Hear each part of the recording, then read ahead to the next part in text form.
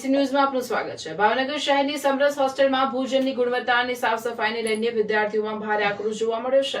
વિદ્યાર્થીઓના જણાવ્યા મુજબ છેલ્લા કેટલાક સમયથી ભોજનની ગુણવત્તા અંગે સમસ્યાઓ સામે આવી રહી છે। શહેરની સમરસ હોસ્ટેલમાં ભોજનની ગુણવત્તા અને સાફ સફાઈને લઈને વિદ્યાર્થીઓમાં ભારે આક્રોશ જોવા મળ્યો। વિદ્યાર્થીઓના જણાવ્યા મુજબ છેલ્લા કેટલાક સમયથી ભોજનની ગુણવત્તા અંગે સમસ્યાઓ સામે આવી રહી છે। આજે ભોજનમાં જીવાતો મળી આવતા વિદ્યાર્થીઓમાં રોષ ફેલાયો હતો। સાથે જ હોસ્ટેલમાં પ્લેટો અને અન્ય વાસણોની યોગ્ય રીતે સાફ સફાઈ કરવામાં આવતી ન હોવાની પણ ફરિયાદો વિદ્યાર્થીઓ દ્વારા કરવામાં આવી છે।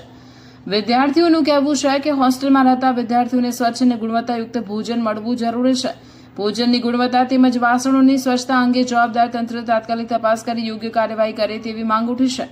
સમરસ હોસ્ટેલની વ્યવસ્થાને લઈને વિદ્યાર્થીઓમાં વધતા આક્રોશ વચ્ચે હવે જવાબદાર તંત્ર દ્વારા સમગ્ર મામલે શું કાર્યવાહી કરવામાં આવે છે તેના પર સૌની નજર છે। રિપોર્ટર ફિરોઝભાઈ સેલોદ।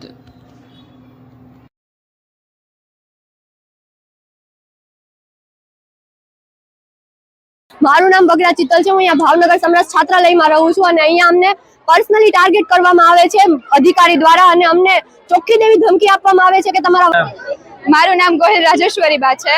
હું હાલમાં સમરસમાં G1માં 3જા માળે રહું છું।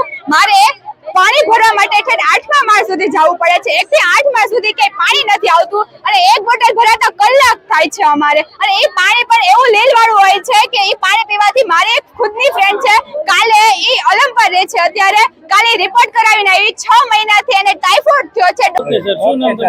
એમએન ગામિત, નાયબ નિયામક અનુસૂચિત જાતિ લોકલ મેનેજમેન્ટના અધ્યક્ષ છું। આમની વિદ્યાર્થીઓની રજૂઆત છે કે ભોજન બરાબર નથી મળતું। એ બાબતે એમની રજૂઆતો જે સાંભળવામાં આવી છે એ તમામનો કાલ વ્યવસ્થિત નિકાલ કરવામાં આવશે। જેમની જેટલી રજૂઆતો મળી છે એ બધી જ વસ્તુનો નિકાલ કરવામાં આવશે। એ ભોજનની ફરિયાદો હતી અત્યારે, એટલે એ તમામનો કાલ બધા રિવ્યુ જોઈને એમનો નિકાલ કરવામાં આવશે।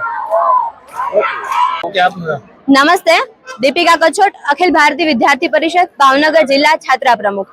આજ રોજ અહીંયા સમરસ ખાતે બહેનોના વિવિધ વિષયોને લઈને એબીવીપી અહીંયા હાજર છે। વિષય એવા છે કે બહેનોને ભોજનની અંદર વિવિધ પ્રકારના જીવજંતુઓ નીકળે છે, કીડા નીકળે છે, સિગરેટ નીકળે છે, પ્લાસ્ટિક નીકળે છે, એવા વિવિધ વિષયો છે। એ બાદ બહેનોને અહીંયા સુરક્ષાને લગતો પણ પ્રશ્ન છે। એ પ્લસ બીજો વિષય એવો છે કે અહીંના બહેનો દ્વારા એવું જાણવા મળ્યું છે કે અહીંયા બહેનોને વ્યક્તિગત રીતે અધિકારી દ્વારા ટાર્ગેટ કરવામાં આવે છે કે બહેનોને જ્યારે કોઈ પણ ઇમરજન્સી હોય છે હોસ્પિટલની, ત્યારે પણ એ અધિકારી દ્વારા એ વિષય ધ્યાનમાં લેવામાં આવતો દિશા છે અને હું આ સમરસ હોસ્ટેલમાં છેલ્લા 3 વર્ષથી રહું છું। સમરસ હોસ્ટેલની બહાર સુરક્ષાનો કાંઈ છે જ નહીં। ત્યાં માણસો અમુક ભાઈઓ હોય છે એ કપડાં કાઢીને ઊભા હોય છે અને અમને હેરાન કરતા હોય છે।